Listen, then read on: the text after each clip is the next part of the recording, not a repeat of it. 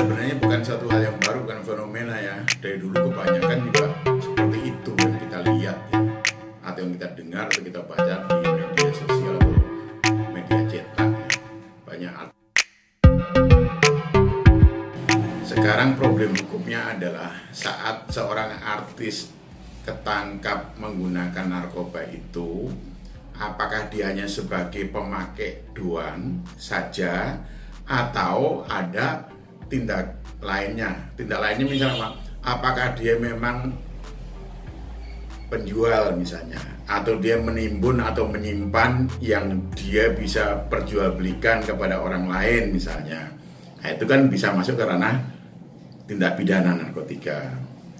Tapi saya cuma berpikir karena lingkungannya, pergaulannya jadi terpengaruh pada make misalnya, seperti itu. Nah, kalau memang karena kesalahannya hanya memakai atau menggunakan saja, nah tentu penyidik yang lebih tahu ya, tentu itu ke rehabilitasi. Tetapi kalau saat ketangkap, diperiksa, disidik, ada barang bukti, ada saksi-saksi orang lain maupun saksi penyidik misalnya, bahwa dia tidak semata-mata hanya menggunakan saja, tetapi juga memperjualbelikan misalnya, atau bahkan menampung dari orang lain, atau dia membeli secara terus-menerus gitu. Terus atau dia berlangganan dan sebagainya, dan nanti dia mendistribusikan ke orang lain misalnya. Nah, itu kan ada tindak pidananya. Tapi ini semuanya bisa dibuktikan atau terlihat saat dilakukan penyidikan dengan alat-alat buktinya dan barang bukti. Alat bukti itu keterangan saksi, verbalisan atau penyidik yang tahu atau menangkap itu. Kemudian teman-temannya atau orang lain atau yang ada di rumah itu atau apartemen itu. Nah, nanti barang buktinya apa? Misalnya narkoba itu atau alat-alat lainnya ya, alat penghisapnya atau alat suntiknya atau alat apanya itu. Nah, itu akan terlihat yang tapi yang tahu penyidik nanti nih atau ahli digunakan itu apa untuk misalnya untuk didagang juga dan sebagainya, tidak.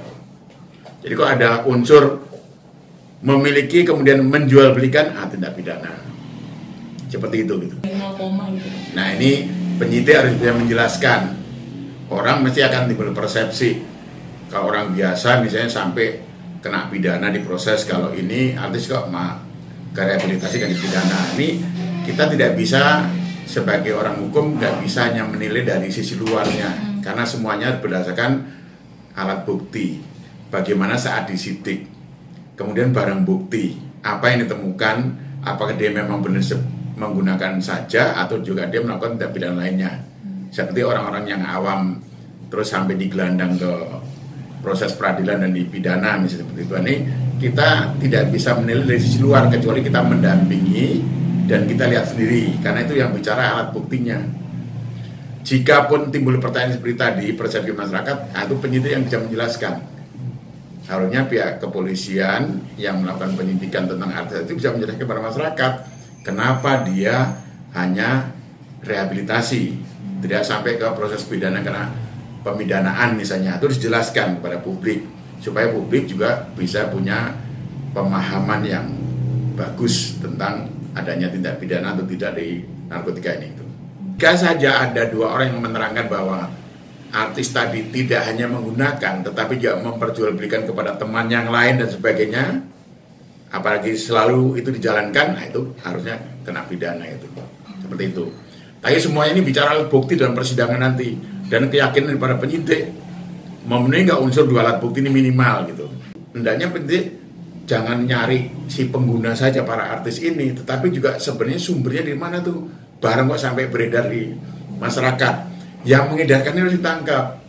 Nah, yang mengedarkan kan dapat juga nih dari penjual atau bandar utamanya atau siapa, itu harus ditangkap. Nah, mampu nggak tuh penyidik?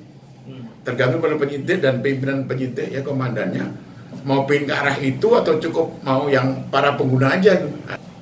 Jadi harusnya saya bilang nih, nggak usah pilih kasih misalnya pengguna atau pemakai, penjual dan bandarnya atau bosnya, simultan aja lah, karena ada pihak Polsek, Polres, Polda, Mabes kan. Ya. Ya pengguna misalnya dari pihak polseknya atau polresnya, nanti penjualnya polres, terus bandarnya dari Polda, terus cukongnya lagi Mabes, kan bisa bersimultan seperti itu. Untuk para artis ya, kita menghimbau kalian ini kan menjadi kebanggaan ya oleh masyarakat ya, jadi idola oleh banyak orang generasi muda gitu. Sehingga jika yang sudah kena, apalagi sampai rehabilitasi, misalnya selama rehabilitasi kan berapa bulan kira-kira? 3-6. Di sana kan 3-6 bulan nggak pakai kan bisa, berarti kan bagus dong. Nah kebiasaan itu jangan jadikan di luar, setelah keluar kembali ke rumah jangan lagi menyentuh ke arah itu, jangan bergaul dengan orang-orang yang mempengaruhi kita sehingga kita melakukan lagi. Paling tidak kita menjaga diri kita lah, nama baik diri kita, nama diri masing-masing, nama baik keluarga, atau bahkan nama artis itu sendiri kan, karena jadi idola masyarakat. Kita paling tidak mencegah jangan sampai masyarakat nanti niru-niru juga kan, karena jadi idolanya, kebanggaannya, sikap tindaknya ditiru, gaya-gaya ditiru, jangan sampai nanti juga niru